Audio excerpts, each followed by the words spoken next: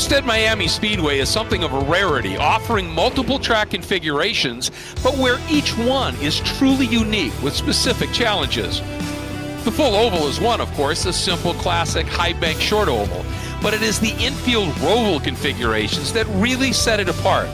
If you run the full infield layout, it becomes a very tight, technical, tire-brutalizing test. But if you use the modified roval, which utilizes speedway turns 3 and 4, it then becomes a great compromise challenge with a technical first half lap and then a full-on drafting strategy second half that leads you right to the finish line. On this layout, which the full Sims Esports iRacing Spec Miatas will tackle tonight, it's nearly guaranteed that where you start that final lap will not be where you finish it. Hi everybody, I'm Greg Creamer and welcome to Homestead-Miami Speedway. I'm joined as always by Kyle Heyer. And Kyle, I think once again the drafting game of chess is on. Oh, it's on, and it's been on the last couple of weeks, hasn't it? It's been pretty drama-filled as of late. But I can't wait for this. It's a smaller field tonight. That means people are going to get braver. They're going to feel like they can make bigger moves without being cost as much position on the racetrack. So it's going to be aggressive. We're also getting closer and closer to the end of this championship. So for those that are still in the fight, of course, it's really a two-horse race at the pointy end. But there's a whole lot of shuffling beyond that, Greg. So still plenty of opportunity for drivers to climb up the order. Yeah, I mean, 3rd to 6th is all very much in play here. And, of course, you know, you'd rather be 3rd in the points than 5th. So there is a lot to still race for. And, of course, just winning against this field, these competitors are so good, so intense, that really is its own reward, isn't it, to get out there and have a great race against these guys. A couple of things to note here. In the driver's briefing that they do send out, there were some notes made. One, they're going to be very, very picky about dropping beneath the white line, particularly in turn 1. That will be a course cut if you get your whole car underneath it. There's plenty of room to do it there. You can't do it or you're going to be in trouble. The second thing is, Kyle, and I think you would agree with this, we've had a number of big first turn incidents that really weren't necessary at all. And so they've implemented a secondary rule, a supplemental regulation that has come in, that if you cause a major first turn incident by simply being reckless, then you will have to start from the pit lane for the next however many number of races until you either do a one-on-one training or one of the driver's schools and work on starts.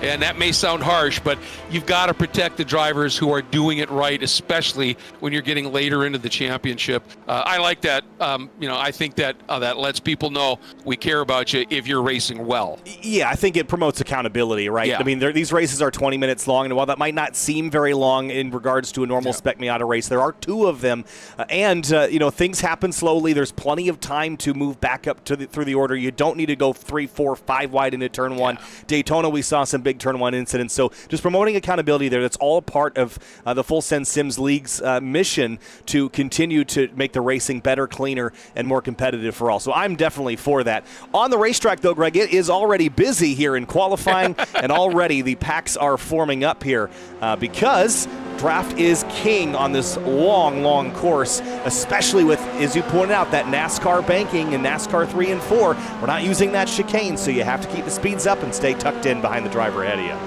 Yeah, what that really means is that turn 8 and 9, and we talk a lot about turn 8 here. It's a great overtaking area, but right here, it's so easy to get it wrong, and then you're slow out. And it's one thing if you're out through 9 and then right back diving down to the infield in 10. But here, if you're slow out of 8, you're slow all the way around to the finish line, and you are going to be absolutely smoked, whether you're defending or trying to make a pass. It's all going to go away on you. So that becomes a hugely critical corner, more so than ever. Still good overtaking opportunity right here into turn 7. And you remember you turn in and then it opens up. So you can turn in a little bit sooner, use a lot of that exit curve, and just start feeding it power. And then you get set up here for this run into turn 8. And as we said, this one is critical. Yeah, Beans Forster giving us a unique perspective here this week. If you have a look on board here, he's got his first-person perspective, including all of the iRacing overlays and all the tools that he's using. And Greg, on the right there, you can see actually the throttle and brake traces. And I think this is a really cool insight there. You see the clutch in the blue, the green in the throttle, and of course the red in the middle is your brake trace. Now, the cool thing about this is there's a scrolling graph that will show as he's trail braking how much over time that pedal is pressed down. So let's ride around here with Beans for a minute and just watch his traces.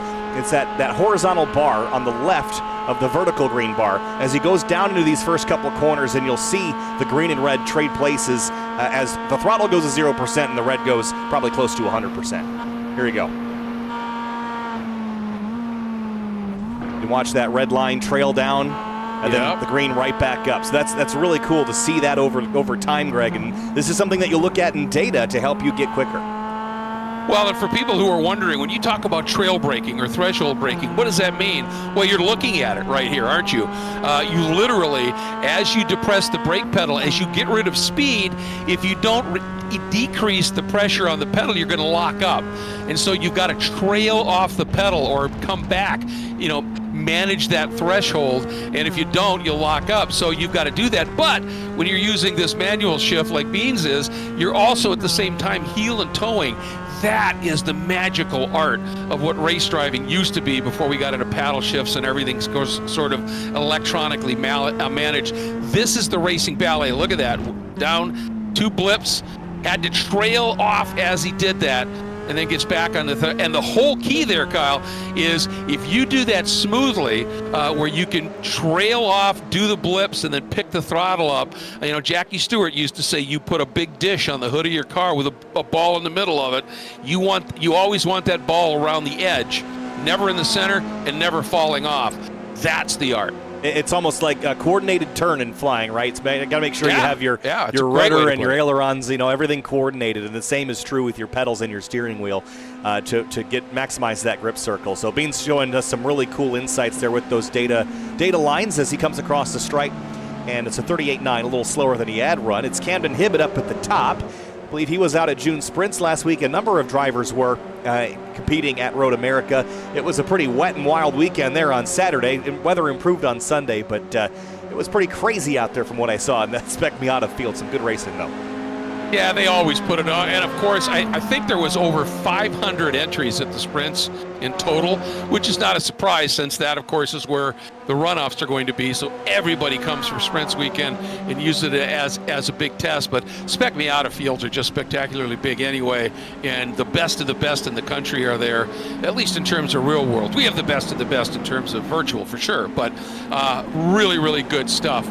And it's going to be so fun. Oh, Camden really chucking it down in there and doing a nice job. And he's got a pretty healthy margin right now. He turned a 137 flat. Josh Soto, who had top practice at a low 38, has dropped to a 37.96, but he's still about 34 100ths off of Camden. So Camden's moving along smartly right now. Yeah, and the big note here is that Morgan Burkhardt is not here so far. Yeah. And with 10 rounds or 10 races counted for each in the points, they're kind of on equal footing at the moment. 14 points back is Camden Hibbett. So Morgan's not here as part of this 20-car field. So that could swing the points in a pretty big way here, especially as we get closer and closer to the end of this season. Well, the other thing is also not here is the guy who's in third, our defending champion, Nicholas Rice-Puto. And this is interesting to me for him because, he's only run fully 10 races. So everything he's done has to count right now. So this is an interesting development for me. I'm not sure what's going on there, if he's having a problem, or whatever, but this is pretty big news. I'd say so. Lon Shi Lin is taking full advantage of the drivers that are out, though, and up to 4th place here in qualifying. And we've seen him steadily improve and come to grips with this car a bit over time.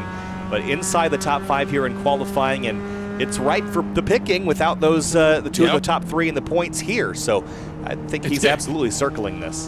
And did you just see his reaction there?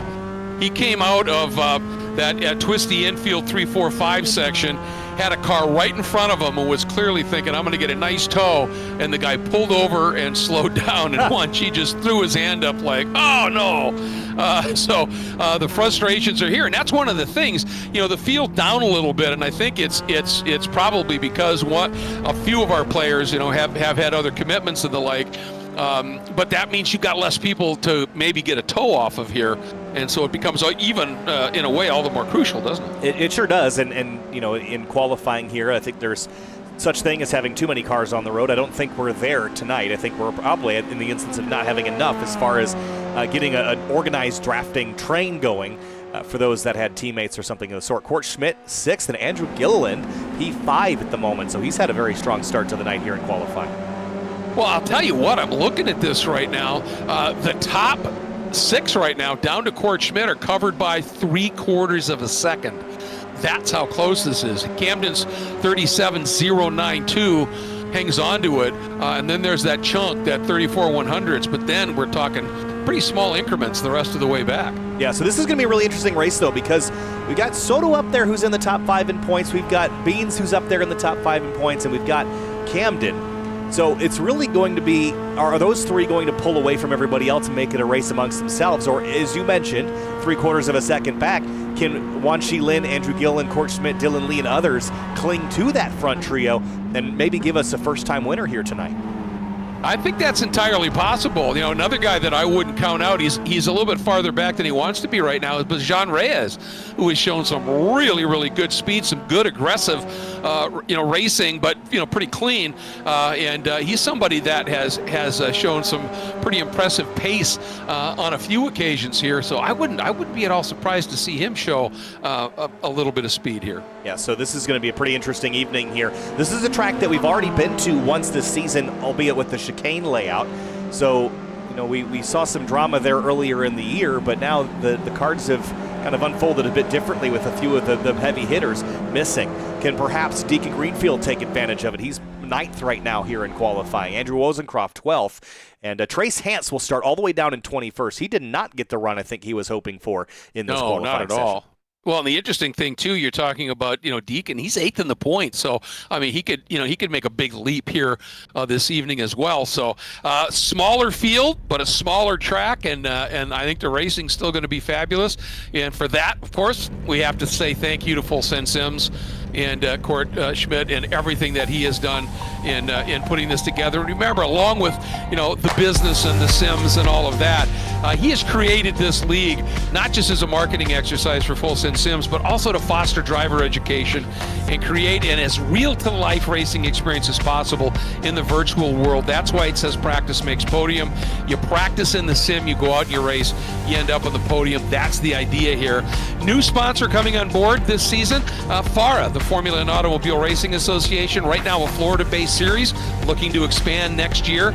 They've been around a while, but in their second year under new ownership, including our own Jose De Las Casas, who races with us a lot, and they provide some of the most accessible road racing for spectators, drivers, whatever. No cost to get in. It's a simple parking fee. Entry fees are reasonable. Lots of different types of cars and competitors, and it's a great time, and all of their events are streamed. And then, of course, those that have been with us right from the beginning, 3P Logistics. Frank Rodriguez agreed to come on right from the off, and they have just done it right. They take care of booking flights, rental cars, hotels, group gatherings, everything you need while you're away from home. And they often work hand in hand with Final Turn Motorsports and Rob Greenwood, who work with them closely. They do dyno tuning, Miata tranny builder, a front-running chassis builder, partnered with the best engine builders in the Spec Miata class. And then, of course, Wine Country Motorsports. They are the largest combined inventory of premium race gear brands in the country when it comes to suits, gloves, helmets, safety equipment in particular. So, huge thank you to all of them. And we want to remind everybody really quickly that our next race, we're jumping ahead a little bit here, is Road America next Tuesday evening. This coming Thursday, there's a group practice at Road America. So if you haven't been there in a while, you want to just get a little bit more familiar with it, you've got that opportunity as well. So lots of things continuing to happen here with Full Send Sims. Take a look at the quick weather here. It is 123 on the racetrack. Pretty toasty out there, I would say, and that's going to keep things pretty interesting as drivers try to keep their tires on board. 14-mile-an-hour winds, but with all that, let's move aside and move on to the starting lineup for this one here, Greg. On the front row, it's Camden Hibbett in the 132 and Joshua Soto. Remember, Camden is second in the championship, trying to make up some points that Morgan Burkhardt is not here to get. Yeah, he's got great opportunity, doesn't he? Starting in that second row, it's going to be the 23 of Beans Forrester starting third, and Wan Chi Lin in the number 68 will start fourth. Both of them big opportunities in terms of points. Andrew Gilliland right up in the top 5 for the start here in the inside of row 3. Court Schmidt will start alongside him in 6th in number 33. Then starting in the 7th spot, the 200 of Dylan Lee and Max Bankin will start 8th in the 00. And in 9th place, it'll be Deacon Greenfield in the number 20 and Jim Friedhofer in 10th in the number 89. Starting in the 11th spot, number 29, we talked about him, Jean Reyes, and Andrew Wozencroft, who is having an absolutely superb year, will start 12th in the number 80. And 13th place, Hayden Manis in the number 65, and Andrew Guada in the 61 starts 14th.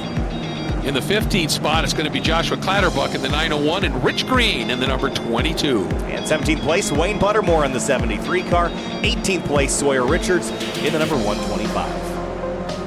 And then coming up, it'll be the 916 of Leonardo Escorpioni starting in the 19th spot. And then two guys that I think are going to be fun to watch coming from the back. Dean Dibdahl starting 20th in the 99. And as you pointed out, Trace Hans didn't get a time either.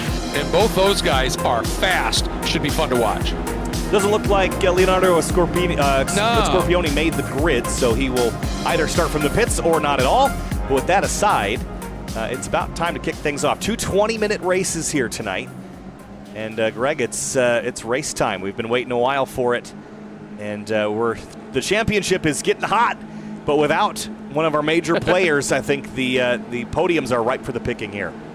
Yeah, it's going to be curious to me just what mindset Camden has coming in here.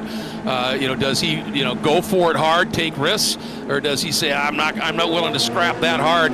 We'll find out right now as we're green. Camden noses ahead just a little bit here, and already starting to fan out. And side by side, as you would expect, watch Wan Chi Lin. Ooh, right from the off, Camden, he got way down to the inside, and here's a really aggressive move by Jean Reyes, and that's what you need to be a little careful with here with that new rule coming in. But everybody seemed, and again, Kyle, obviously the smaller field doesn't hurt. Yeah, I think the smaller field that definitely helped there, but regardless, a nice clean run through the opening few corners. Hibbett leads Forster, leads Soto and Lynn. A little bit of side-by-side still behind, and one car popping out of line at the 00 of Bankin on Jean Reyes now for 8th place, tucking in line. That's the smart move here early. Just get in line, figure out what you got, and move your way forward. Yeah, Bankin made a big move early when the green came out and had to tuck back in as well. Oh, big compression there, a little bit of contact. Whoa. Nothing too hard. Oh, there's Wozencroft just somehow escaping. That's the number 99 at Dibdahl, and man, we've got a mess. Yeah, that was a big mess there. A couple cars come to a grinding halt there. Sawyer Richards went for a ride, didn't he? He went sailing off course. Yes, he did. At the tail end of that. Here's what happened there. Well, we'll catch the beginning of it in a little while, but he just gets kind of launched and then, wow, big up into the air. Yeah, that was nasty, and of course it was just the two tires when they got squeezed right. Where's that coming up here? Right here. Right here, you see it, and right there the tires touched and just launched and then got into Sawyer and just pitched him into the tires, so that's unfortunate. Wozencroft into Friedhofer is what kind of triggered that whole thing to start. And he was just trying to gather some purchase there, and then it just kind of gets tight. Yeah, that squeeze play, and he just never saw. I don't think he realized there was a car in between the two. But up front, the battle is on. And Beans has wasted no time, has jumped into second, latched onto the back of Camden Hibbett. And Josh Soto sitting there watching, and Andrew Gilliland has snuck around. Man, what a race he's putting on. He's gone around on Wan Chi Lin and has slotted into 4th. Yeah, he's doing a really nice job right now. His mission is going to be to stay with these front 3. All 3 of these drivers are in the top 5 at points. So if he can stick with them, that would show a lot of strength, I think, and put him in position to potentially win this race. We've seen drivers win from 4th or 5th here. Why not Andrew Gilliland? But he's got to keep pace with them, and that's going to be the big challenge. These drivers are kind of in their own zip code here at Homestead. Absolutely, and the one thing that we've learned, and I've been fortunate to announce some of the Pro Spec Miata races for FARA here that use this same layout often, and more often than not, if you're in the first 2 going into turn 1, you're in trouble. By the end of that lap because of the draft. So it's easy to be able to lay back a little bit and still be able to make something happen. I think the other thing for Andrew, he's a young guy and he's got all the skills. We've seen it. But I think this is an opportunity for a massive confidence boost if he can stick with guys named Hibbett, Forster, and Soto and outpace Wan Chi Lin. That's big. It will be, and I think this track will give you an opportunity because of this long bank section in the NASCAR 3 and 4 corner here. So, the problem is it's coming out of a pretty slow dig. So that turn 8 is pretty critical so that you get a decent launch. We've seen in the past that these cars don't quite draft as well as the newer generation cars do here in iRacing. But with Josh Soto kind of trying to pick the pocket of Forster, look at Gillen. Josh might be regretting that move, didn't he? Yeah, I mean, from a long ways back, Gillen saw the door open, and he did not wait. He just went for it. How about that? That was spectacular. Check it out from this angle, Kyle. It was an absolute, we've talked about how you need to be decisive. Well, he just defined it. Now right here, door open, big lunge way later on the brakes, and he got established alongside him, jumps the curb here nicely, keeps the overlap into turn 2, and then completes it there. Very nicely done. Yeah, that was, well, talk about confidence, man. He is showing it right now. Now the thing is that little move, obviously, just that moment of side by side, that little bit of a gap of about a half a second to Camden and Beans has opened up. So now Andrew with Soto, they have got to just say, all right, let's get after it here. Let's close back up. And right now, Court Schmidt is attacking Juan Chi Lin as well for that final spot in the top 5. So we've got some really good stuff happening everywhere here. Yeah, Andrew Guada was a little side-by-side here with Wozencroft in turn 8. That's a bit tight as they leave the hairpin and head on to the long back straightaway here. You pointed out the gap between Forster and Gilliland at 0.6 of a second, still well within drafting distance, and I'm watching that come down as we speak on the banking here. So he's got enough draft to at least knock that differential down 2 or 3 tenths on the straightaway. That's all you really need. And he's kind of, as you often say, the draft bridge right now for Soto, isn't he? Absolutely. And then Juan Chi Lin is 0.6 back from Soto, so he's not out of it either. But as long as these drivers are keeping 0.6 or less, I think they're in a good spot. Once you get to 8 or 9 tenths, that effect really starts to wane, and you're not getting a lot of pull from the car ahead. Yeah, and right now for Court Schmidt, what's going to be aggravating him is instead of being able to focus on Juan Chi Lin, right behind him you see that flash of purple and black here. Jean Reyes is all over the back of Court now, and we know that Jean has speed, and he too is pretty decisive. Track temps have come down by almost 5 degrees with this cloud cover, and this track is, the infield is brutal on tires, so these drivers will certainly be appreciating that. Yeah, it came down a lot in a very short amount of time. We're only 6 minutes into this race, and it's dropped 9 degrees, so that's a pretty significant drop, and that you will feel that in the race car. But well, this track, along with just being brutal on tires in terms of just pounding them. Ooh, big late lunge there by Reyes, and he got by not just Schmidt, but also dove down on Juan Chi Lin. He might make this a double pass here, and Juan Chi's doing everything he can to try and just fight him from the outside here. And Court's going with Juan Chi. We'll see how this plays out. A little contact there between the two as they drove up onto the straightaway, and Juan Chi's going to hold them fairly tight into the banking. Court's going to run up behind the 68, the orange and blue car, and he's going to pop out 3 wide for a moment, or try to go 3 wide, but didn't have the momentum to do it. And Reyes is going to pull ahead on that inside lane. And now Court drops down underneath and tries to go with Reyes. Now he's going to try and split him as he got that double draft, and they are 3 wide as our leaders are 4 on top of each other pretty much, diving down into 1 and 2, and now working through this really tricky turn 3, 4, 5 complex. We've got, we don't have a lot of cars in this race, but most of them are in the battle for the lead. Yeah, watch this. This all happened because Josh Soto saw an opportunity to go back by Gilliland, and he did right here. But as they hit the braking zone, look at Soto.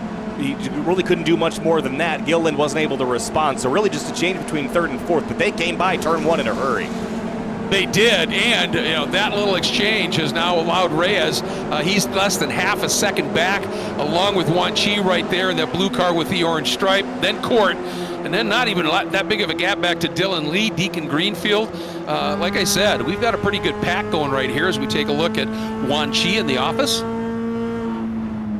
Going down a couple gears there with got a Logitech shifter down there to his right, and a Formula-style rim. This is a very strange wheel and shifter combo, as I pointed out before. The Formula-style rim on a Miata is a bit strange, but if it's what you got to work with it, and it doesn't seem to be holding them back too much right now. No, doing a really nice job at this stage, sitting in that 6th spot. just off of Reyes. And you can see that group up front, that lead group of 4. Still, they are covered by a second for that lead group here. And, well, I'll tell you, Forster is really playing the patient waiting game right now, isn't he? He is, and he's put himself in a very nice spot. Wan Shi Lin on the offense here on Jean Reyes into turn 1. And tracking out a little wide there, and Court Schmidt still clinging to it. So it's really a 7-car battle up here. Dylan Yeah, Lee's, pretty much. Dylan Lee's not too far back either. There he is, and he's got Deacon Greenfield and Hayden Manis with him. Yeah, it's a really good scrap here. I mean, pretty much we got the top 10 at this stage covered by 4 seconds. That's a pretty good grouping here as we're coming up on 11 minutes to go. And, we had some fireworks a little bit early, and now things have calmed down, and Trace Hance up there right now is just trying to stay in front of these guys. And he's quick enough that he, may not be a factor in the outcome of this race. If they get a whiff and use him as a draft, though, that could certainly change things up. Yeah, Trace's last lap time was his best, but it's still 3/10 slower than Camden Hibbett's last lap. So I think he is going to get put a lap down. How much of a fight he'll put up, that's the next question.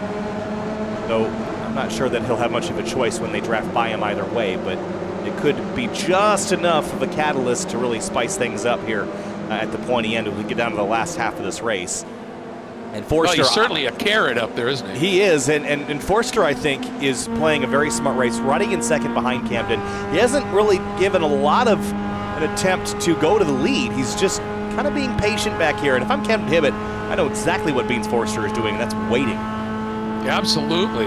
He's looking for weakness. He's judging his opponent. Now he looks to the inside here, but and look at Soto got a great run. And so Beans may have felt, I got to do something here and protect. I don't think Beans had any intention of passing Camden there. That was to keep Soto from coming around him. And it worked, and it put Soto right back in the crosshairs of Gilliland there. So very smart driving we're seeing out of the 23 at the moment. And Reyes and Wan Shi Lin are now just packed up right behind the tailgate of Andrew Gilliland, and Court Schmidt clinging on half a second behind that. Ooh, look at that on the nose of Gilliland. We've heard about this new damage model. And you get those little wrinkles in the nose, it can mess up the draft a little bit here. And he's got a couple there, but boy, he's doing a brilliant job, even with that right now, just staying right there. Yeah, this is not a track that it's going to be very much fun, and it won't be fun at Road America either with those long straightaways next week. But I think if there's any place for you to be, it's in a draft. It would hurt you a lot more if you were out by yourself and you just get run down by the next group. So. And to give you an idea of the pace of young Andrew Gilliland right now, he has the fastest lap in the race, Kyle, by 1/10 of a second. He is quicker than Wan Shi Lin. So that's pretty impressive stuff. Yeah, that's great pace. It's the damage the situation there kind of reminds me of Kurt Busch a couple years ago, 2018 or 17 or something, when he won the Daytona 500. And his car was torn to pieces, but because he was tucked in the draft the whole time, the air never had to go around any of the damage until he popped out of line to win the race. So if you can play that, and stay in draft, I think you're in a good spot. Now, the problem is now I think he's a little far back, and without being tucked up, it's going to hurt him more, I think. And he just got a big gift, because look at this. Both those guys just absolutely split Hibbett, and that allowed, and Reyes came up through nowhere as well. But for a second, I was going to say Gilliland, he just got a multi-car tow that would negate that little problem, but he actually lost a spot because Reyes bounced as well. Yeah, that 29 car is creeping into the picture, isn't he? Started 11th, up to 4th, and this is the right acceleration rate to get where he needs to be at the right time. Yeah, I've just kind of been thinking that at some point we've seen the speed from Reyes. Look at that move. The aggression. He is so aggressive tonight, and it's paying off for him. Yep, and it's aggression, but it's also decisive moves, like we saw Andrew make. But that time, a beautiful counter move by Soto, who stayed on his outside, and then that pinched his radius through turn 7, and just caused him to lose a little bit of speed. Now Reyes again diving down the inside of Soto. This time he's through, and the question is, did he overshoot? And no, it looked like he got out of there really, really well. And so he has nailed that spot. And here comes Wan Shi. He got a great head of steam here. Yeah, they're going to stay nose to tail here through the banking. They are now 9/10 of a second back. And They are in danger of losing these front two, and Hibbett and Forster both know the situation here. If they can break this draft, they will only have to fight amongst themselves. If that third pack or that second group comes into picture here, then they're going to have to fight with 5, 6, 7, 8 more cars. So Camden and Forster are going to work together here to try to continue to break away. Yeah, absolutely. And I think the only reason, Forster went with that split was because he knew Soto was going. And, so, yeah, this is all that cat and mouse that we talk about, with this drafting. And, really, you just want to hold position here in the infield, not make a mistake, not lose any time, so that when you come out of turn 8, you're in the right spot to maximize that draft and that toe. But, I mean, look at this train. This is absolutely superb stuff. All the way back to Deacon Greenfield. I mean, they were 4 seconds covering the top 10 a while ago. It's 3.5 now. Look at this. And they were 9/10 back on the banking. They were 4/10 back from Camden in turn 2. And Soto's a little wide there. That's going to hurt his exit, but John Reyes is putting in an excellent infield section here to keep it tight to Camden and Forster, and that means that as long as he can keep this gap where it is, he'll be 3/10 back from him next time through turn 2, and that's basically there. Yeah, that's it, exactly. So this is going to be really crucial here. Get through this corner. Oh, heard somebody hit somebody. I think that was Juan Sheen to the back of Gilliland. Yeah, there was a pretty good thunk there, wasn't it? Nope, it's Deacon Greenfield. No. That looks like motor, maybe, huh? Yeah, and that sound. Yeah. Man, he was having such a good run. He was trying to make up time in the braking, I think, and here's on board. Oh, yep. Sounds like you're dropping an anvil on an oven. It really does. Well, that's a shame. We were talking about he came in here 8th in the points and had an opportunity here.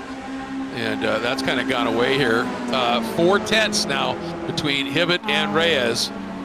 Yeah, it's closing down as they get into one. The silver lining for Deacon is that next race you have an opportunity to make up a bunch of spots, and since the field isn't that deep, you don't have to work quite as hard this week as you likely will for Road America next week. So this track tends to not be incredibly popular here in iRacing, but Road America certainly is. So I imagine we'll see our fields, deep into the 30s again next time out. So take advantage of the low field and don't let this that blown engine ruin your whole night.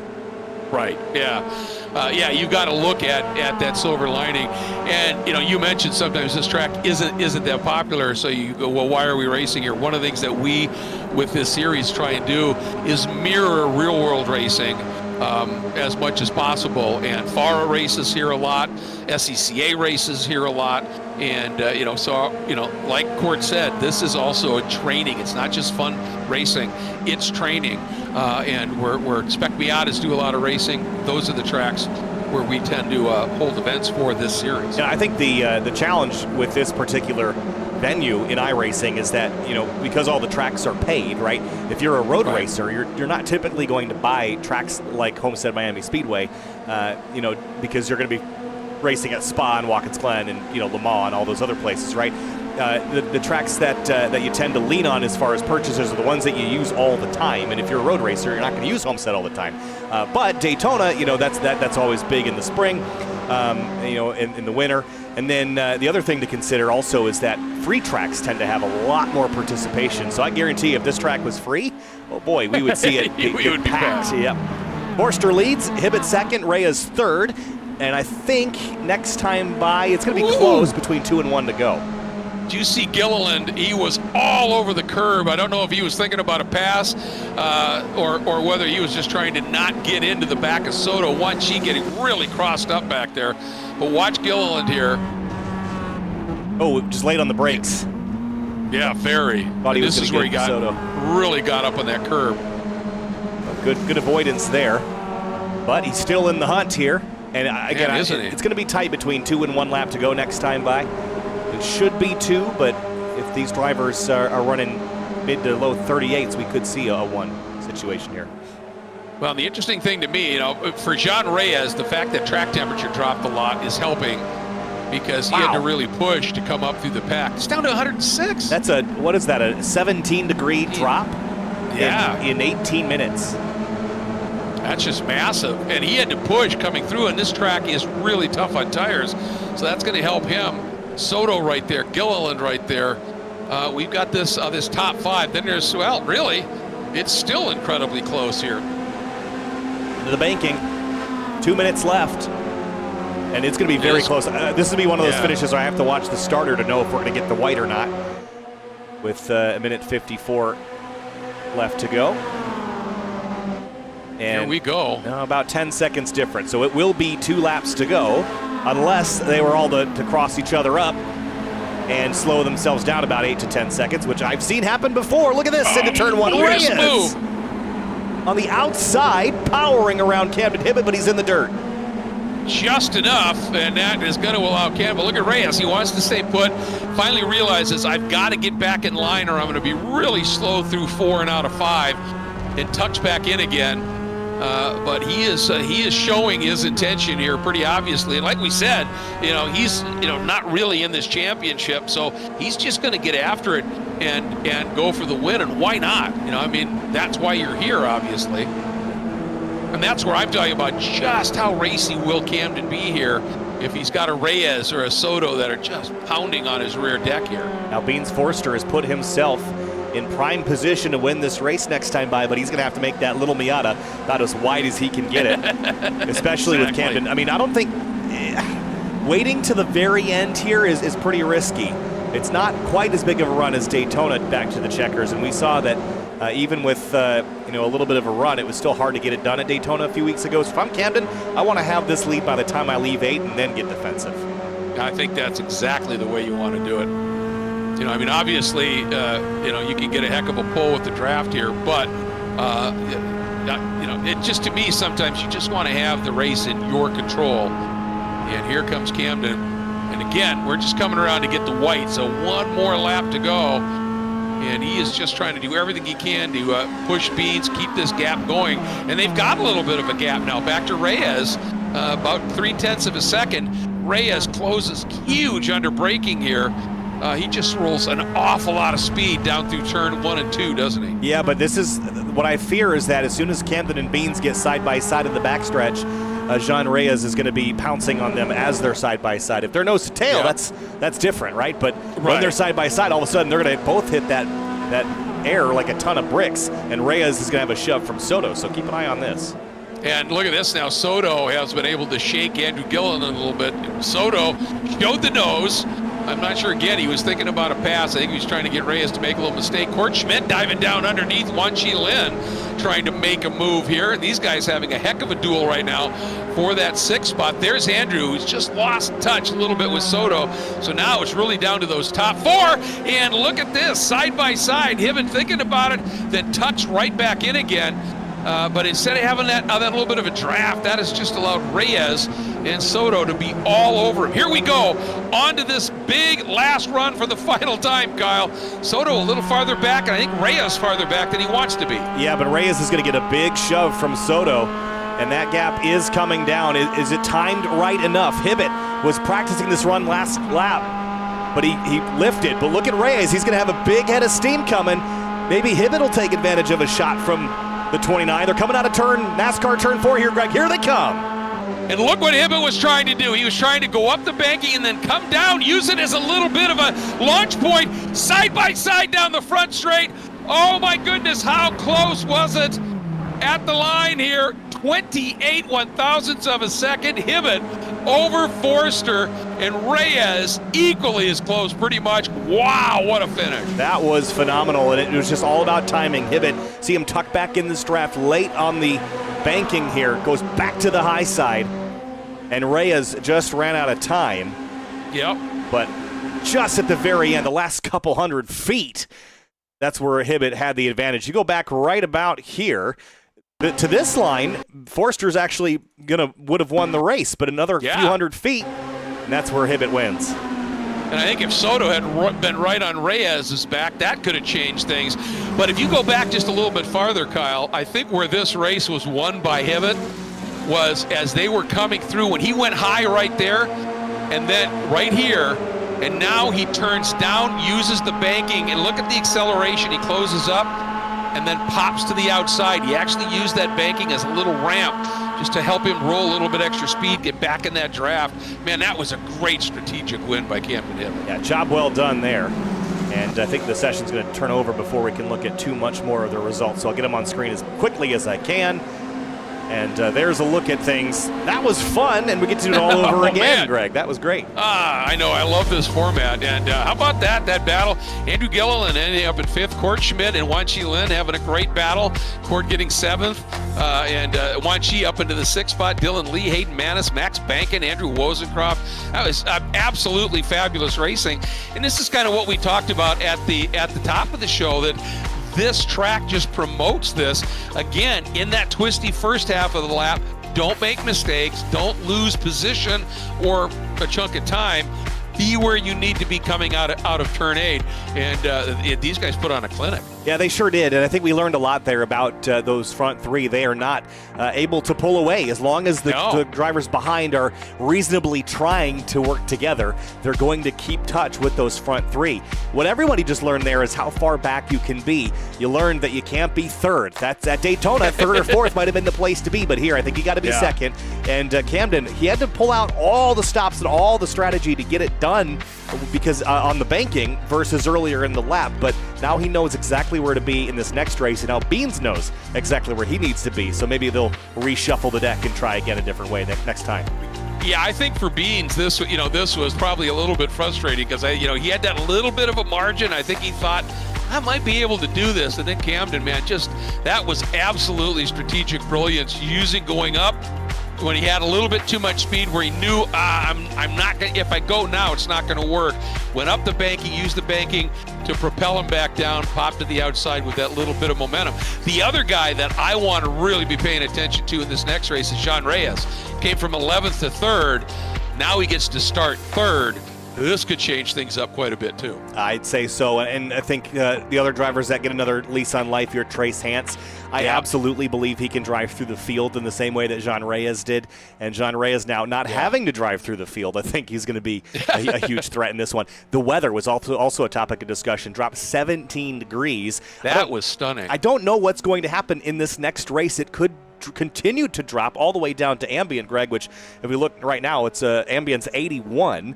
The track temp is currently 114. It's up during this warm-up, so it's fluctuating throughout this simulated day. One of the things about iRacing is that you can schedule on the clock when the sessions run, so they don't always run immediately back-to-back. Weather can kind of move in and out between our races, so we really don't know what we're going to get, although it has been cloudy most of the day so far. Well, yeah, I mean, that was, since the race ended, that was just an 8 degree gain in the track temperature. So it's obviously mixing things up a little bit. Another guy I'm interested to see who's, what he's going to do in this one is Dean Dibdahl, who we know has really good pace. And, you had talked about it, without this huge 30 to 40 car field, you have an off race like he did. He'll start 14th instead of 34th. So opportunity there as well. So I think this one's going to be fun. Yeah, it's going to be for sure. As we continue to work our way through the championship here, you mentioned Road America is next week, but we'll take a quick look at the schedule. So it's Road America and then Sebring, and that's it. And both of those racetracks are, they've got drafting opportunity. They've got some slow hairpin diving opportunities. It's not unlike this track here. Of course, Road America and Sebring being full road courses, they have a little bit different characteristics for sure, but there is long straights, there is tight hairpins, and there is going to be a pretty interesting title fight, I think, especially with Morgan missing this round. So it's going to get spicy these next couple weeks. I think so. And the one thing about Road America in these cars, even the slower turns at Road America, these cars still roll a fair amount of speed relative to what their high speed is. Turn 5, turn 6, they're still getting through there a little bit. It's not like 3, 4, 5 at Sebring, where it's a lot tighter. So, there's still enough to, mix it up, make it interesting. But at both those tracks, particularly Road America, but even Sebring, you've got those long enough straights. You tend to forget, don't you, Kyle? Coming out of turn 5 at Sebring, the next thing is turn 7, but that's a long, fast section in there, and you get all these opportunities for those little, I don't know if you call them micro drafts or what, but they add up over a lap, don't they? They sure do, and so we've got the next race coming up here in about 30 seconds time, and again, we'll see how the weather shifts and shuffles. It's still showing cloudy here, But for looking down from high above, it does appear that it is a little sunnier than it was. So we'll see. As I mentioned, the sessions don't have to run nose to tail with each other in the day. They can race 1 can be set to 1 p.m. and race 2 can be set to 6 p.m. We can see time and weather shuffled. Now, we don't typically see that here in this series, at least not to an extent that we can notice. But with those big swings in temperature we saw, I would definitely keep an eye on that and see how it makes things pan out. So checker flag here and warm up here, Greg, and we'll get race 2 underway here shortly. Absolutely. While we're in between here, we're talking about the season championship coming up. Obviously, the top 3 will get trophies for the top 3 in the points. But one of the great things about this championship, there's some really great hardware prizes that are given out, and it goes to the highest eligible person. And if you're an instructor, if you're a member of the series in any way, shape, or form, you're not eligible. If you've won one of these within a calendar year, you're not eligible.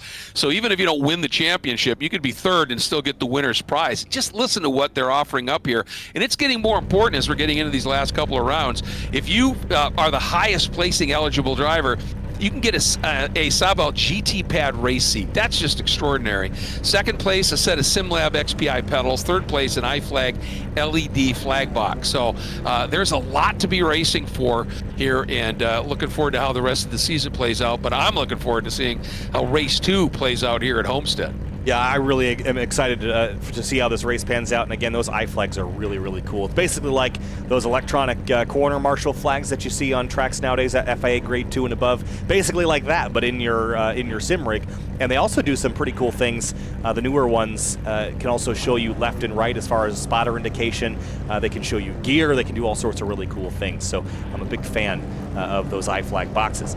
All right, now that we've turned over to the session, well, the weather is the same, 114 degrees Fahrenheit. Right. High humidity, though, Greg, 80% humidity. Yeah, it's jump, man. It's Homestead in the summer. I guess we're living up to it, aren't we? Hey, and I do want to remind everybody that Sebring, of course, is the 9th of July when we'll be racing there. But 2 weeks after that, we're talking about all these great awards. We have a live award ceremony on YouTube that you can tune in, and at 7 p.m. Eastern time, that'll be the 23rd of July on Tuesday night once again, and be a part of the awards. So again, Court Schmidt, Full Send Sims, man, they are doing this series up absolutely right. And looking forward to this race getting away here in short order. And again, I don't know, you hate to, say favorite or anything, but I just got this feeling about Jean Reyes. Unless something untoward happens, I think he's in this one for a potential win. I really think so too. He's poised in the right position. The aggression is there, and I think he hasn't been completely at the pointy end for where everyone kind of knows what he's going to do, right? So he's a bit of a wild card in that instance, but he's been driving very nicely tonight. I think he's kind of tuned in with the car, with the course, and I think that's a dangerous thing for everybody else around him. Andrew Gilliland started 5th in the last race. He will start 5th in this race because that's where he finished the last race as well. So he's still looking to climb up the order a bit higher and have his first podium. Man, and he had a couple of spectacular passes in that race, some absolutely decisive, beautiful moves. So we'll keep an eye on Andrew here. And again, Camden Hibbett, man, we were talking about this points battle. He came in 14 back of Morgan Burkhardt, got that absolutely crucial win in great style. Look at the smile. I think he's sensing a real opportunity here. And here's the guy who wants to make it pretty miserable for him here, in a good way, of course. Andrew Gilliland getting set. Hold those belts tight. And then, of course, Wan Shi Lin is our other on board tonight. Giving us his perspective. I love how chill they are, right? And that's, that's what you want to see inside of a real car cockpit as well. In the real world, you want to see people that are just chill, going, I got this. You know what made me laugh thinking about that is I saw a couple years old video of some folks at an Army base getting assigned their jets to fly. And everyone was getting stoked about F-22 and F-35, and they announced that one of the pilots would become a B-2 pilot, of which there's only about 80 in the world, and he was extremely stoic because he was focused and knew that that's a very rare opportunity. So just like the B-2 pilots, these drivers getting ready to go to war here. Yeah, absolutely, and that's what this is. And again, second race of these is usually absolutely crazy, and we're green. And some big moves early from way in the back. The top 4 rows looking pretty solid right now as we head down into turn 1. And again, Hibbett and Reyes going for second right from the off. Played that beautifully. And was that Hayden Manis who just made a super aggressive move down into turn 2? Yeah. Maybe a little too aggressive, possibly? Court Schmidt is turned around. Not good. No. We'll check in on that one in a little while and see what happened there. But Reyes to second between Forster and Hibbett. That's a great place to be. Yeah, he gave, and there was not enough room between he and Hibbett's bumper for a piece of paper. He was absolutely going to make sure about that. Yeah, here comes 65 of Manis. Into the back of court right there. That was actually, Manis did that perfectly. That who was it that got in the back of court? Manis executed the pass beautifully. A couple of cars up front. There goes Hayden. That car. Right there. The 200, I think, of Dylan Lee. Dylan Lee. That's a shame. And so, per that new rule, if that was ruled to be his fault, which I would imagine that would be ruled that way, that is a sentencing to a night of instruction in their driver's school. But I think there's so much value to that, and I don't even know if I would consider that a punishment, Greg. I think that's a great thing. Yeah. Well, I mean, basically it's a free night of training. And, that cannot be bad. And, I mean, these instructors include guys like Morgan Burkhardt and Beats Forster. So you're getting some pretty top-notch training when you have to do that. And, you just have to get that training. And if you don't, you're just going to – it's not like you can't race. You're just going to keep starting from pit lane. Yep. So you want to get that done and get out there. And right now, this lead group of 3 have opened it up just by about a quarter of a second. Well, as I say that, Soto closes up. And look at Beans absolutely saying, nope, I want to get right back here. But Reyes got to fight him hard. They are door-to-door at the apex of 4. Now this flick through 5. That's going to go Beans' way. That was some great racing. What that did is that's given now Camden a little bit of a margin, and I'm not sure you want to be doing that here. No, but I'd be really curious to see if Camden can, pull Morgan Burkhardt and drive away from the field there. Morgan has really been the only driver that's been able to do that at any event, at any track. Yeah. I think, if Forster and Reyes can sort of make a truce here and they stop battling, I do think that they'll be able to run Camden back down. He's not quite out of drafting distance just yet. What they have done is quickly separated themselves from Manis and Gilliland as they run side by side behind. So if these drivers battle, it could just be a 4-car race. Yeah, absolutely. And, again, Hayden Manis, that was, we were talking about, making a mistake in the first couple of corners. What he did was superb. I mean, he made up a big chunk with that great launch. And so kudos to him here, and that has him right up in that battle, as you said, for the top 5 right now. And he is looking down underneath Andrew Gilliland. They are side by each here coming through. Turned Speedway 3 and now 4 here. And Wan Chi is going to get a big double toe for a minute there. Ooh, watch that white line. And Gilliland's below it and back above it because Manis goes to driver's right. Wan Chi, a little bit of a slow shift there. That's going to cost him some time down into turn 1. Proper driving, you got to get those shifts just right. Love these onboard shots, man. Yeah, exactly. And I love the onboards, and I love hearing, what they're doing here. And look at that. That really shows you how everybody understands the dynamic of 3, 4, and 5. When you come out of 3, if you're more than center track, you're going to be slow into 7. I mean, that's how connected these corners are, and they all get that. And look at Beans, man. He's got the grin on his face, man. He loves chasing. And he's switched back to his traditional camera view. Whoa, someone went for a big ride. That's Hayden, Yeah, Hayden in the 65. Didn't cost him much. Actually, kind of opened his angle up and gave him a really good drive away from Gilliland there. Keep her foot in it, I suppose. Yeah, I was watching. Absolutely. I was watching footage from, I think it was the SCCA Super Tour at Watkins Glen a couple of months ago. And they didn't have any track limits down there at turn 1. It looked a lot like that. Just keep your foot in it and plant it and all the way out to the wall. But my understanding was that, with the new grass model, off-track model and everything, that now, you would lose speed because you'd lose grip and all that. But I guess if you go off and straighten the wheel out enough, it's not going to hurt you too bad. The further you go, and I think it kind of depends on the track as well. Right. There are some places it'll get you pretty good, but here it doesn't seem to be a huge deal. Forster right in the tailpipes of Hibbett again, looking just like last race, 8/10 clear of Reyes and Soto. They are side by side. Reyes giving it up here. Soto, look at that side.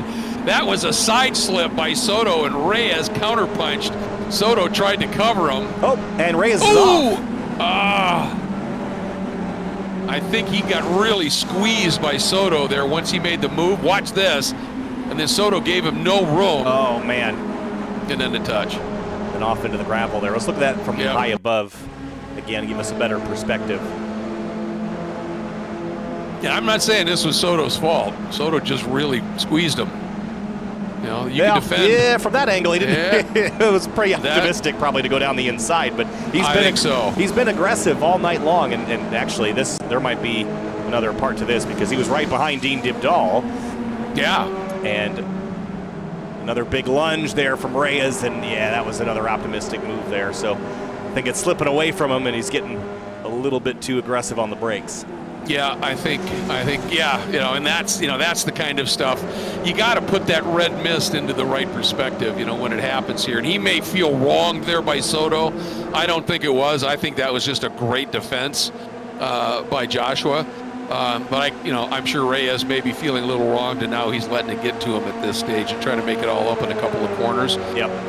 But doesn't detract from the drive that he had, particularly in that first race at all. It was absolutely superb. But we now find it's up about almost 3/4 of a second, a gap between Hibbett and Forster, and then Soto, and then Manis. Now Hayden Manis, he is having one of his best drives of the season. This has just been spectacular. Yeah, 9th to 4th in this race alone. And jumping the curb there through turn 1, and he's closing up to Soto, and Soto has closed it back to Forster. So, again, nobody's getting away tonight, making Hibbett's and Forster's job a lot harder than it otherwise would be. And Gilliland, 5th forever. He's just been P5. Anytime we've looked at him, he's P5. He's 5th. And Wozencroft has put in a really good run here, too, right up behind Wan Chi Lin. Yeah, doing a nice job as well. Started 11th, up to 7th place. I'll tell you, if Hayden hangs on here, this could very well be his first ever top 5. So you're right, he's at least this season. So he's doing a really nice job. On before the storm now. Soto's closed back in again, Ed. He wants to make this at least a threefer. He's there. Now he hasn't led a lot tonight. He's been lingering, so how aggressive will he be? I mean, the aggression that we've seen out of Soto hasn't been to the extent that we've seen out of Jean Reyes, and I almost wonder if he's got to turn the notch up just a little bit to get up alongside Forster and alongside Hibbett and really start to challenge them. That's what Reyes was doing that I really liked earlier, was that he was bringing the challenge to the leaders without making contact with them. Yes, and, exactly. That's kind of a surprise to them because typically they're all working together up here to some extent. When someone comes up and gets alongside you, but they're not working with you, then it's a bit of a shock. Here comes Soto. Here we go. But he backed out. See, if he had just kept his foot in it there, I think we'd see him in second, maybe even leading this race. Yeah, and I wonder if in the past we've seen Joshua get a little bit aggressive, make a pass too early, and it doesn't turn out quite right. And I wonder if at this stage now, he's saying, look, I need to be a little bit more patient. If I don't think I can get that clean and not lose time, I'm just going to wait and get out of it. And I think you're right. I think there's a middle ground there for him when he can really start to do something with this. But I'll tell you what, I am just mega impressed with Hayden Manis. Although he continues to do that, runs well off the track, but he seems to be getting pretty good grip on that grass, so why not? Yeah, I think the key to that might be that there's an access road or something there, and if you can keep it straight on the grass, you'll grip up right when you hit that pavement and carry that a little extra speed without compromising the exit, but that's going to hurt. Yeah, too far. That was too much. And I think that was target fixation because you can see Hibbett and Forster, they turned in. Soto turned in a little early, went a little wider, and then Hayden turned in and went way wider at that. Look at this now. And this is where, when this happens, Hibbett always goes way high and says, I don't want to give anybody any help. And he gets way out of the way here, and then he'll use that banking. Look at him fall down the banking. Yeah. And he just gets a heck of a run here. I think he had a slowdown or something because he gave up a lot of time. Oh, you think that's what it was? I think so. Look at Soto. Here he comes. This time he keeps the foot in it. Side by side into turn 1 alongside Beans. Forster, can he outbrake him into the first corner? Side by side Beans. is going to give him the room, but he sure as heck is not just going to make it easy. He wants to try and pinch Soto, and finally just has to tuck in. Look at that, and look at Hayden Manis working over Hibbett in the background. No, look at Bean squaring up. That is, and he couldn't quite get alongside. I thought he might have enough overlap to have that inside here into turn 7. But boy, that exchange has, look at this, here comes Wan Chi Lin.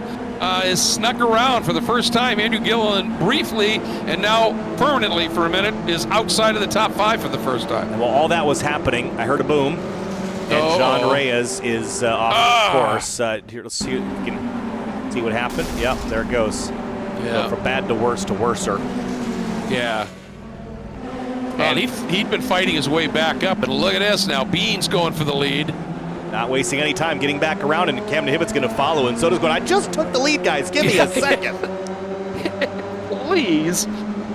Yeah, now, I mean, you know, what do you do here if you're Soto? If Hayden doesn't go with you, you're just going to get sort of hung out here. I mean, Soto actually got a great drive out of that turn, so he's at least trying to stay there. He's trying to get a little side draft. I don't know how well these things side draft, but they do. I'm amazed he's staying there. Yeah, they do side draft a bit, but not like a stock car does. There's no spoiler to dump anything onto, but they do have that. Here comes Hayden. Look at this. He's got a 3-car draft side by side in front of him. He is going to get one hell of a pull here.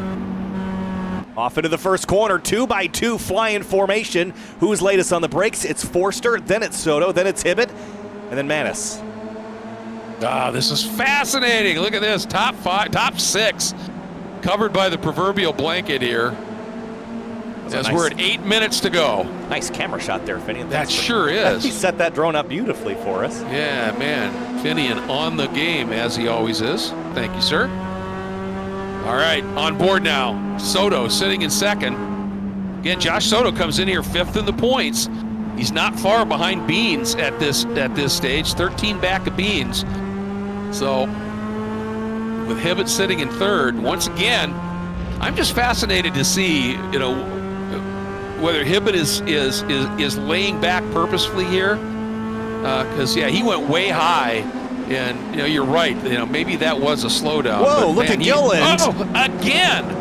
Trying to catch Wan Chi by surprise because they were all tucked up behind each other. And when that happens, Greg, we get a lot of that accordion effect. Gilliland knows that they're all going to be too slow into the corner, took the opportunity and made the pass.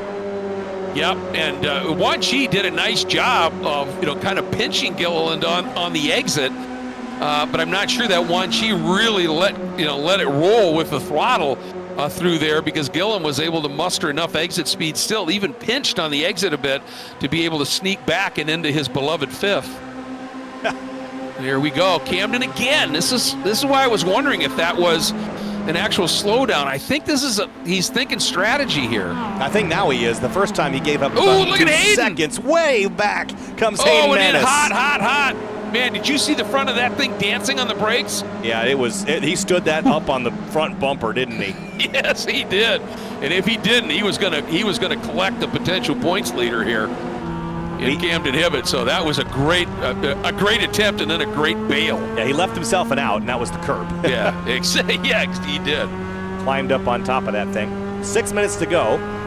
Should be 4 laps next time by, I think, maybe 3.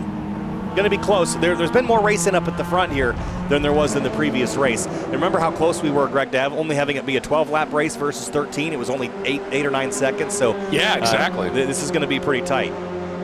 Yeah, I think you're absolutely right. Yeah, and look at this. I mean, this whole field. That's all the way. Chase Hance, how about this? From dead last basically to 9th. Deacon Greenfield doing the same thing up into 8th. So we've had a couple of really stout drives here. Only 2 DNFs. Max Benkin just was off course, not sure why. Reyes and Guada is back out on the racetrack after having been in pit lane for a few minutes, I think, repairing damage. Yeah, Court Schmidt, too, got clocked early and broke, but was able to get back out and drive. So here comes Hayden going way low, running the short line. Yeah, this is interesting that Forster's dragging everybody up high, and I wonder if this is to promote the drivers on the bottom to make up some time maybe and really create the chaos behind. Remember what Morgan said last week? Yeah, I like to have everybody, I like to make them fight, and maybe that's what Forster's trying to draw here. I think that's a really good point, because, you know, if you have somebody bothering the guy that's chasing you, that is going to do good things. Look, it's 3 abreast. How did they make that work? Oh. Well, I'll tell you, Soto is going to be slow out of this turn. Beans really straight lining it. Camden, though, had the better roll speed on the exit, but I think they were still pretty much side by side. I don't know who gets the biggest advantage here.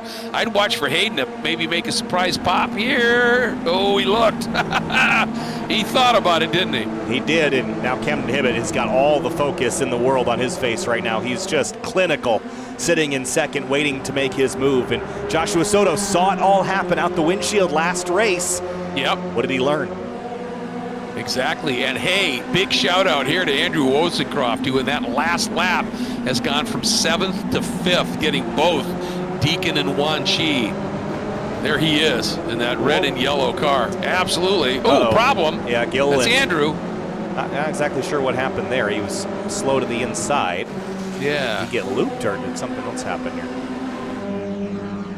Oop, was on the brakes kind of early and got tapped. Was real slow kind of center, and I thought he almost, maybe he got it briefly into the back of Wozencroft and that overchecked up. Oh, look at this. Yeah, they continue to battle. Here we go. Forster again to the high side. Hibbett pushing Soto, and it is technically 3 laps to go, but we might only have 2. It's going to be close. Look at this. Down to the inside, didn't get it done. Wozencroft sitting in 5th, waiting to pick up the pieces. Man, and he might. I think this is going to be really intense. And Trace Hance now is up into 6th, but he's about 2 seconds adrift. So it's really a top 5. Here's that group of 5 for what, 2 laps, right? Yeah, well, so it's 3 showing for me now. We're on lap 11 of presumed 13. Okay. But I think it's going to be tighter than it was last race with regards to that extra lap. We crossed the stripe with 6 seconds remaining on the 2 to go previously, or on the 1 to go rather. So it's going to be very, very, very tight whether we get 2 or 1. Wait, Soto has opened up a 4/10 margin here on his own. I don't know if I want that though, because 4/10, I'm going to get run back down. Forster late on the brakes. Yep. Yeah, 4/10 is a. This is a test now for Forster. Yep. How long does it take to get there? Yeah, and for Soto, isn't it? He's, maybe going, all right, well, let's see what I can do from the front. We know it's tough. 3/10. 2.5. 2/10, minute 55. I think we're going to get 2 to go this time. It's looking pretty similar to the previous race. All right. I hope so. There we go. Beans floating to the outside. White Where flag. does Camden go? Oh! We did get the white, so this is going to be. Oh boy, this is it. Here we go. Soto down to the inside. Look at Hayden Manis again. Another huge move. This time well up alongside. Clouts the curb. Does he keep the nose inside of Hibbett? Hibbett counters. What an aggressive move by Hibbett. How did he find? That was threading the needle. I didn't think there was a gap there. Well, Soto and Forster got together a bit down in turn 2. Wozencroft's around in the background. Now it's just 4 cars, but Soto's driven away. And it looked like that was all by himself for Wozencroft. Oh no, I wonder if he missed a shift. And the graphics are showing showing the rears up. Graphics are showing 2 to go, but remember we saw the white, so it's going to be the last lap. So I think it caught everybody off guard. Look at Hayden Manis. He's just trying to keep his foot in it and keep as much momentum as he can, but it hurt him there. Yeah, it did. But you're right. There's that access road, and he just keeps it pinned. Now, this is the chess match. It's all coming good here. Trace Hance now up into 5th with Deacon Greenfield in 6th. Great drives by them, but all focus now on the top 4. Manis again running wide out of 8. 3/10 of a second. Kyle. Yeah, 3/10 of a second. Camden Hibbett is in a perfect spot to win this race, and Soto is not going to be able to do much about it. He's trying to weave to break the draft. Fair play until it's a reactive maneuver to the car behind. Forster's got to run too, but where does he go? Well, that's it. And I'm waiting to see now whether Camden is going to, if he gets close, if he, the problem is that this time Forster's so close, I don't think he can do that float, but he just decides I'm going for it. Here he comes, and Forster's going to have a run too to the checkers. Who gets there first? Oh, again, Hibbett by. I think he got him. 12 1,000ths.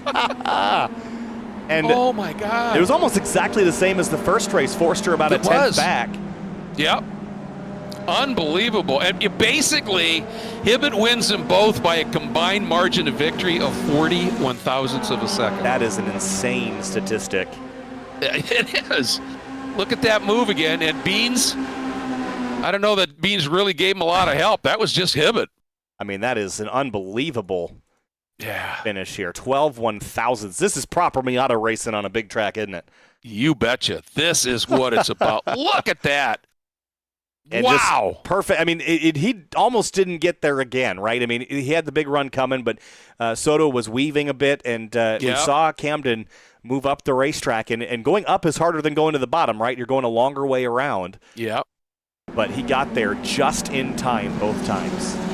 But I really have a sense that Hibbett has figured out, he didn't mind, I don't think, seeing Soto go high, because he went with him, and then he uses that coming down the banking in the draft to really get that little bit of extra speed. And let's just put this in perspective. Look at this. Top three, Kyle, in this one covered by 92 milliseconds. That's an incredible stat. I mean, yeah, just phenomenal. Hayden Manis. Just phenomenal stuff. Best finish he's ever had, P4. Trace Hance, 5th. Deacon Greenfield, 6th. Juan Shi Lin, 7th. Andrew Gilliland recovered to an 8th after that spin. Wozencroft, 9th. And Dylan Lee, 10th. Different top 10 than we're used to seeing here, Greg.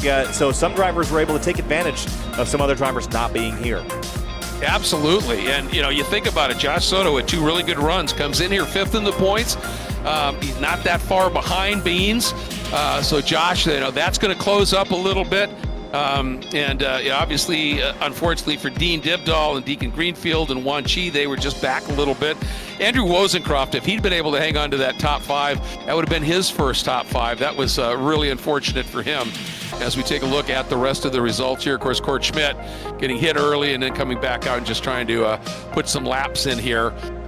John Reyes looked really good early. Then I think he got flustered when I'm pretty sure he's going to think that Josh did him wrong, and that flustered him, and he let it get to him. But man, I was impressed with his driving that first race.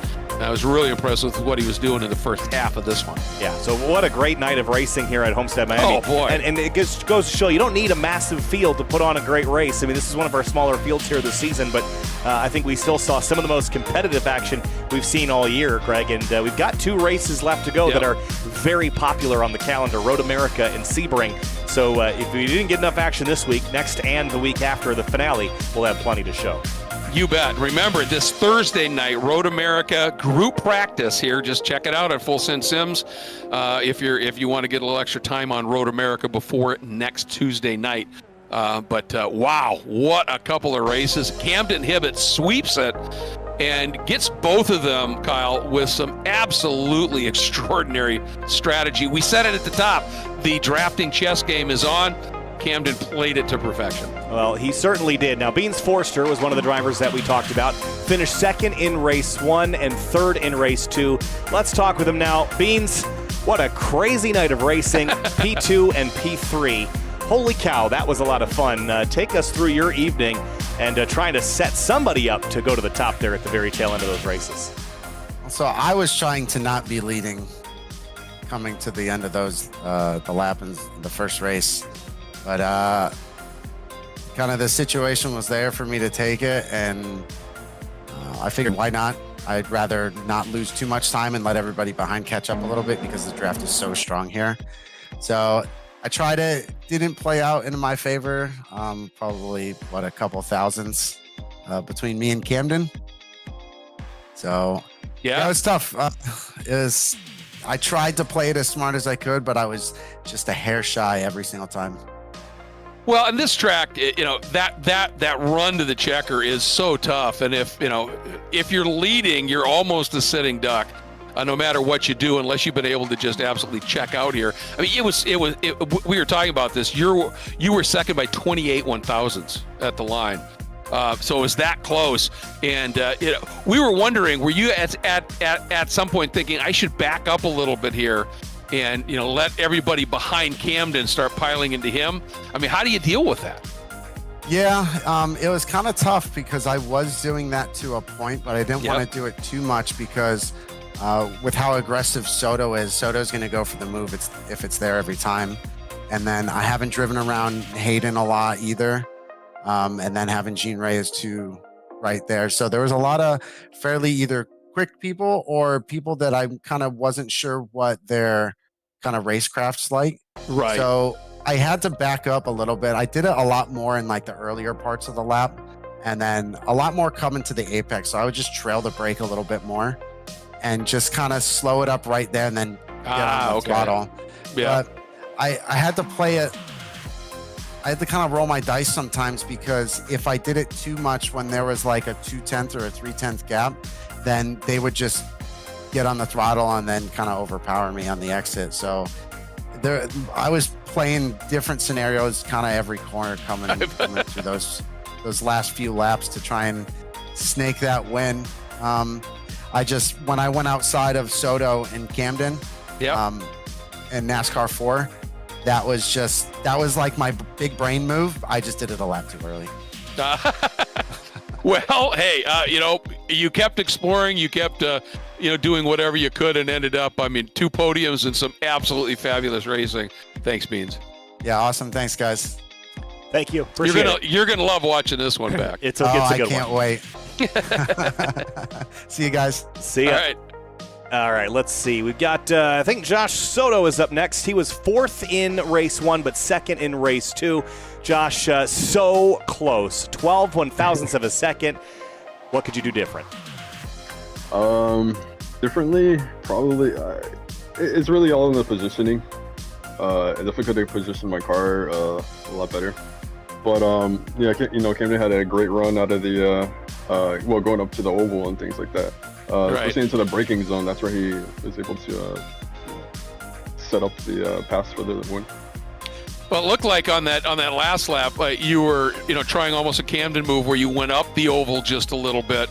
One, I would think, trying to break the toe if you could, but also were you trying to get the banking to help ramp you down going into that turn? Yeah, I was trying to break the draft as much as possible. Sure. But unfortunately, it doesn't.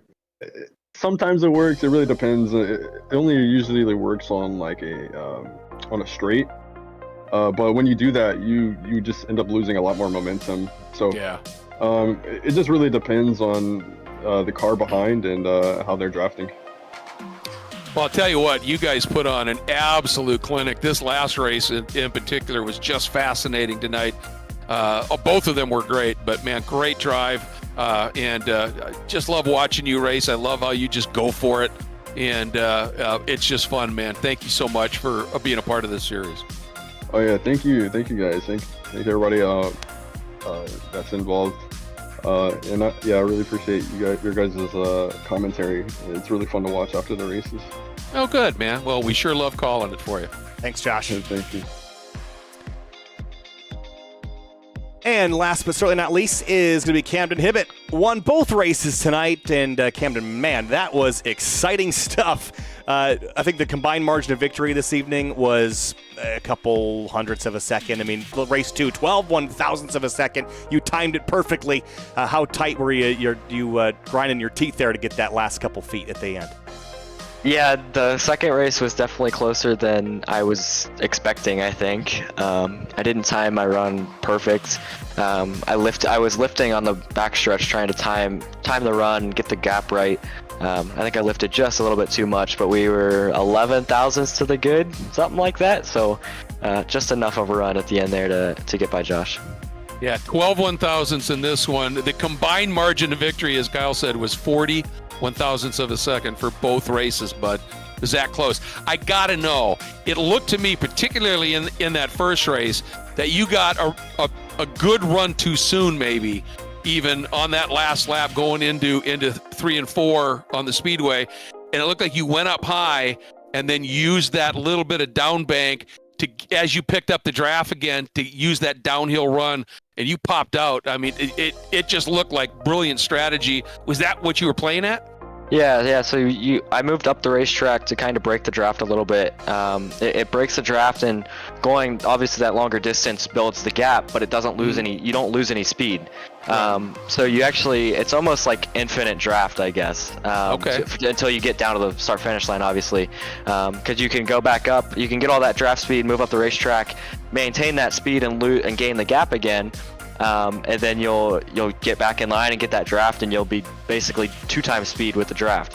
Yeah. So that's kind of what I was going for, because I knew I didn't have quite the run I wanted, and I was gonna pop right in the middle of the corner, and I was like, no, I can't do this. I gotta have the run on exit. So went up the racetrack a little bit, gave myself a little bit more of a gap, and then got the run. I think that was 27,000, something like that. So timed that one a little bit better, 13 thousandths of a second better than the second race. Well, I'll tell you what, Kyle and I were talking beforehand with you coming in here with Morgan not being here, an opportunity in terms of the points. Were you going to take it really easy and just earn points? How are you going to play it? Your response was to drive 2 of the most strategically built, brilliant races we've seen in this series. Thank you, Camden. That was awesome. Yeah, thank you. I gotta give a quick shout out to Justin Piscatel. We at the sprints this weekend, we were talking about the whole side drafting technique with the SMX series, and it definitely helped out here tonight. So thanks, Justin. Appreciate it. All right, Camden. That's a fascinating topic there. That side draft, Justin Piscatel, current competitor in the Toyota GR Cup series as well. So pretty fascinating, Greg. But with that, man, what a great racing weekend it was here, or I guess great race week at Homestead. But we've got 2 rounds to go, 1 at Road America, 1 at Sebring. Greg, final thoughts? Yeah, it's going to be spectacular to wrap this season up. I was waiting when you said to Joshua, 12 1,000ths of a second, what could you have done different? I was really hoping he'd say be 13 thousandths faster. Yeah, I mean, and for you, it has been an amazing weekend coming from Pikes Peak. Great job there, and then calling this here is always fantastic stuff. Again, huge thank you, Full Send Sims. We've got to get that in for them always, and to all of our other fabulous sponsors. We're running a little short on time here. Farah, they have been absolutely great coming on here. Again, Final Turn Motorsports, Rob Greenwood and his group, spectacular. Same with Frank Rodriguez and 3P Logistics and Wine Country Motorsports. And again, as Kyle was talking about, remember, it's Road America next week. Thursday night, we get to test there. And with that, I'm just going to take us out. Again, a huge thank you to Finney and DeCuna. We talked about some of those amazing camera angles that he came up with, the guy's magic. And of course, Kyle, always just a treat to work with you. And I'm glad you're recovering from Pikes Peak. I'm Greg Kramer, folks. We'll see you next Tuesday night. Road America in Elkhart Lake, Wisconsin. Cannot wait.